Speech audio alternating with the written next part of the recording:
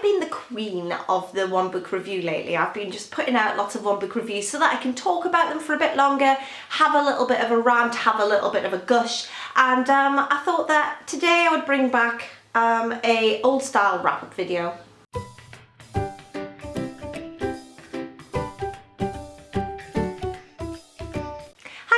I am here today to talk about some books that I have recently read. There are a plethora of genres here. It's quite a mixed bag. So the first one that I'm going to talk about is this one. This is The Secret Garden, and this is obviously a classic book, but I have been buying the Harper Design versions of these books because they are absolutely stunning. And this one is no exception. There are absolutely stunning illustrations, there are paper cutouts and things to look at while you're going through the book. And I had never read The Secret Garden prior to owning this book, but I read this with my daughter and we absolutely adored it. It also went nicely with our homeschooling that we're doing because we're doing sort of Victorian era, and this is obviously written around that sort of period. So it just sort of tied in nicely with the school topic too. And it is just an absolutely stunning version of the story as well. I really want to collect the rest of the Harper designs. They're so beautiful. The book that I read is this one. Stranger Things.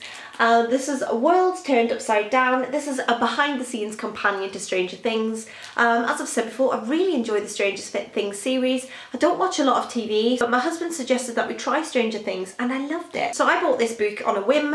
It is sort of all designed to look like a tattered and torn secondhand copy. It's supposed to look like this. I know I spent my money on a book that's already destroyed, but I loved it.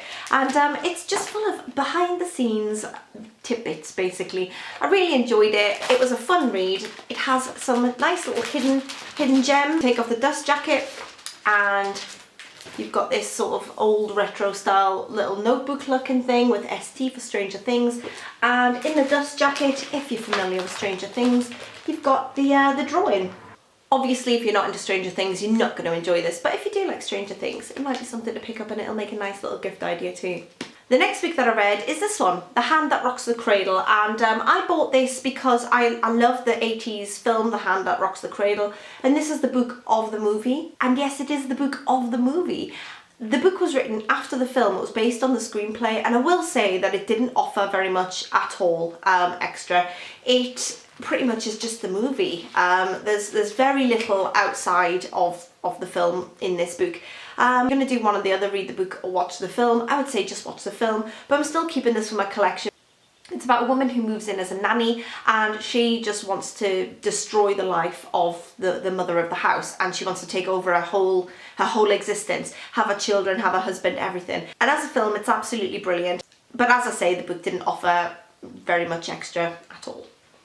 The next book that I read is this one. This is Fight Like a Girl by Sheena Kamal. This is the story of Trish, a young Muay Thai, I think it is, fighter, and who's trying to become the best that she can be. But one day she witnesses the death of her father, and what she witnesses leads her down a path of confusion where she's not quite sure if she really knows her family after all. She's not really sure what happened, but the only thing that she is sure of is her fighting. Trish is a Trinidadian teenager, and after this life-changing event, and her sort of narrative is filled with anger, and you can feel that she is just confused and she really wants to understand everything around her better. I personally really like the angry writing style because I feel like it really encompasses everything that Trish would be feeling. There's a mixing of paranormal and thriller in this book alongside Trish in her life as well. It was an interesting read. It's a really quick read. It's only 200 and something pages, I think.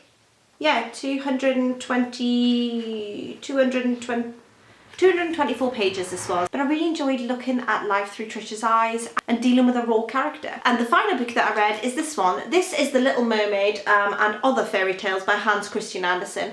This is another Harper Design copy. It is again absolutely beautiful with some really pretty cutouts and some pretty illustrations, but I will say that I didn't enjoy these stories at all.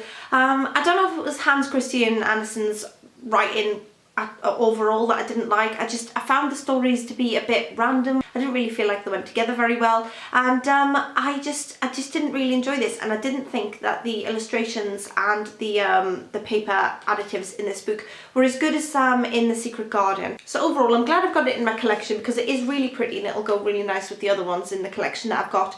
However, if you're looking for a standalone book of fairy stories, there are definitely better ones on the market. So there we go, those are the books that I've read recently. Let me know if you've read any of them, let me know if you're going to, and let me know what you've read recently, and I'll speak to you soon. Bye for now.